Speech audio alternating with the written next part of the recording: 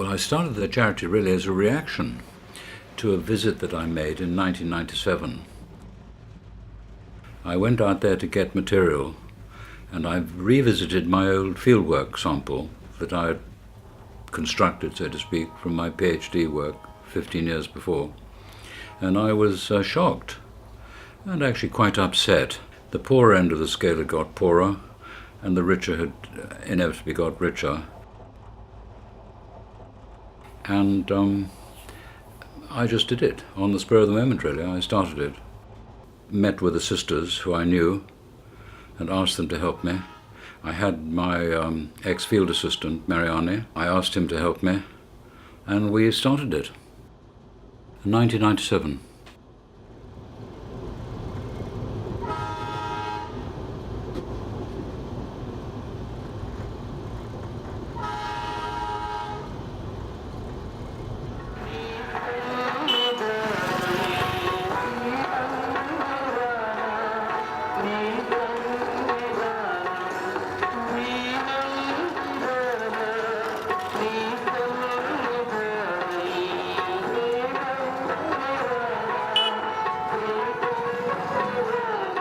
I work in one main area, diviseema, where I did my fieldwork, which is an island in a delta, sticks out into the Bay of Bengal.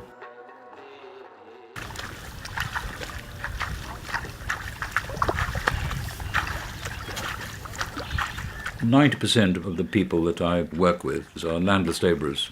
They cannot improve their lives. They put up with their lives, and they put a good face on it, I suppose, to outsiders, but they cannot improve their lives because they only work 4 months a year, these women, in a good year in the fields. The husbands work 8 months, so between them they probably earn 75% of what they spend, so they're always in debt. They're always in debt to the moneylenders and to their landlords. But these people don't have safety nets, like the NHS or a benefit system.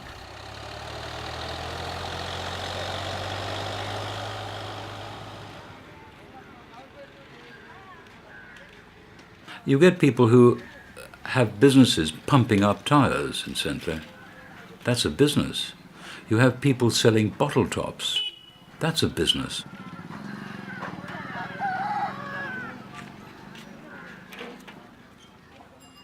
The charity is a vehicle for getting loans to people who otherwise couldn't get them, except at extortionate rates from moneylenders. It's based on the microcredit system, and the structure of it was savings groups. You get 10 or 15 women in a group. They all put in a certain amount every month into a joint bank account. After 6 months, I would match whatever they had in their bank account, which would encourage them to remain serious about it. The essence of it was that one woman saving on her own for a year could buy, let's say, 2 legs of a buffalo, possibly, or 10 chickens. If she stayed in a savings group, what she could borrow was the equivalent of a buffalo or an acre of land to lease. In other words, the loan was much, much bigger than she would ever get. The sisters I work with are Sisters of Cluny, a French order. They have communities all over India. But my relationship with them is crucial, and it's a very close one. I've known them all, and I'm carrying out, or they are carrying out for me, with my money, what they want to do as well. So we have a very common purpose. The sisters provide hostel accommodation for poor children from the outlying villages, and they stay there for the term. And they educate them in Telugu and then English medium, virtually for nothing. They know I'm not a Catholic. I say I'm a pagan, which they laugh at. And one of my requirements is that any village we work in, or I fund, has to include a higher percentage of Hindus than Christians. They will also take anybody, and they agree. We get on very well on that basis.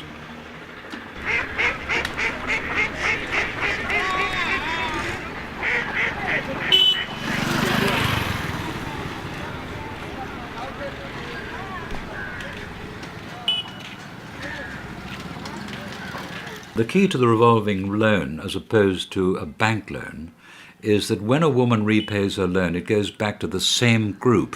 So there's always a corpus of money, and it's accreting. So let's say after 3 or 4 years, it's quite a sizable sum, and everybody knows in this group that they can now get access to quite large loans, and that binds them together, and it makes them wary of each other and looking after each other. And if anybody defaults, then my particular rule was that the whole group would then be disbanded. I would give them no more help. One of the add-ons to the savings group was access to services that we would provide through the sisters of nursery schools and free medical. So there was a huge penalty for dropping out. What I found was that many of the women couldn't repay their loans in the time we gave them, which was a year. And so the other women would help them out. They'd repay their loans. The result of that is that no groups have ever defaulted. And that worked extremely well. It needed monitoring by the sisters. The sisters would go around, let's say, once a month to ensure that the money had gone into the bank account. Having passed through the loan stage, we then passed through a stage of training, of income-generating skills which women could do at home, with which they could then earn money. The most popular one was sewing, what they call stitching. We trained 150 women in stitching, and in all we gave them 75 machines. We also trained about 50 women in other things like candle making, batik making. The really bright ones spent the money they earned from the assets that they gained from our loans, put their money into English medium education. English has now become the key language with which to get a good job outside the fields or outside a petty shop. There's one woman who took a series of loans from us, animals, leasing land, did well. We then trained her, gave her tutoring. She then set up a stitching business, and with that she educated. Her children had learned Telugu until about, let's say, the age of 13. She then took them out of Telugu school and put them into English medium school at cost on the back of her success. The girl has just won the top scholarship to get into an accountancy college in the big city. The boy wants to be a lawyer. The father is a scooter driver and the mother's a labourer. So the savings group idea is fundamental to improving their lives. And without it, it would seem that they will go back to where they were and slide.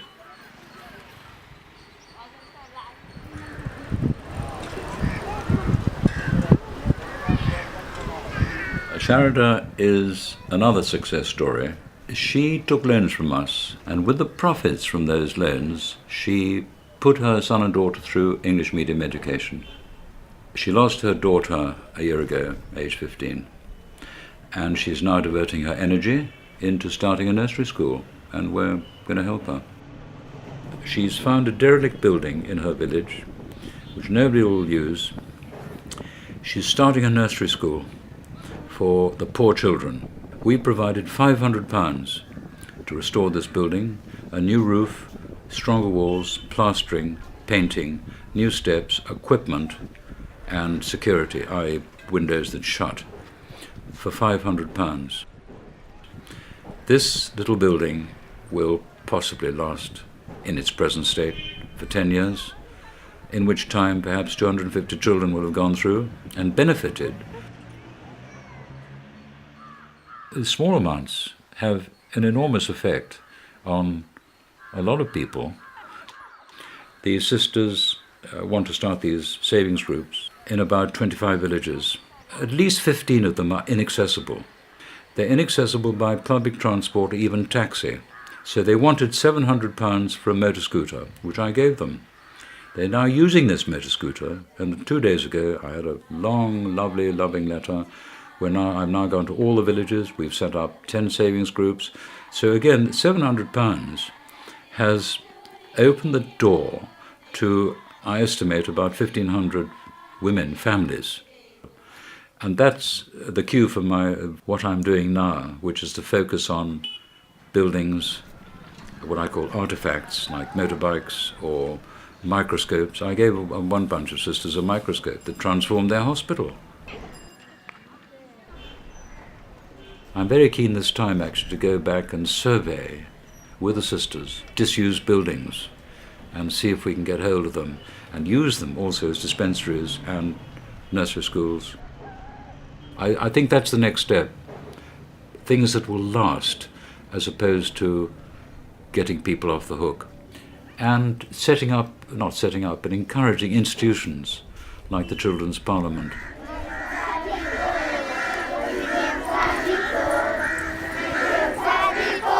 Well, the Children's Parliament is an invention by the Clooney sisters for children from all families to come together and to discuss the issues that they face in their everyday lives.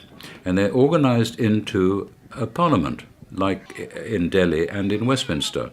There's a prime minister, there's a minister for what they call foreign affairs, which is things outside the village. There's home affairs, which is behavior in the village. Part of the home office is drunkenness. Once a week, they discuss what's wrong with the village. There's no street lights, there's no sanitation, there's too much drunkenness, there's no shop. Each issue is presented by a minister. Having heard all the ministers, the children then vote which issue they want to present to their parents every month. Once a month they have an open session to which parents are invited. Having then presented it, they then say, well, we'll do something about it. We will set up a group of 2 or 3 to check that the lighting has whatever. Some of the parents, they then take the children to meet an official who records it, who may or may not send it on. But again, it's the key of the door. It gives them confidence. That's the big thing. They're their own people for a little bit.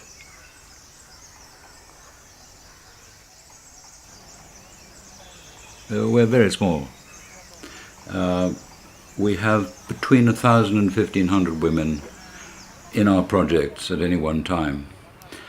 Over the years, I think we've probably reached 3,000 to 4,000 women. That's 3,000 to 4,000 families. However, the great advantage of a small organization like mine is that we all know exactly where the money is going and what it's doing. Anyone who gives me money, I can tell them exactly where that money will go. And if they're interested, I can tell them in X years' time what's happened to it.